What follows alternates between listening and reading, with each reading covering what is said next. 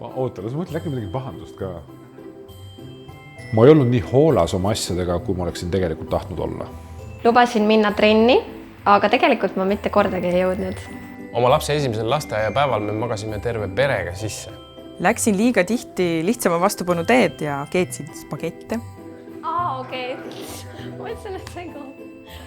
Tegin heategevuslikul eesmärgil pardiralli jaoks kooke. Heaks pean ma seda, et ma masseerisin oma naise jalgu. Hoolitsesin oma pere eest. Tähtsate asjadega sain ma suurepäraselt hakkama. Ma teen taga selle mingi tiiru.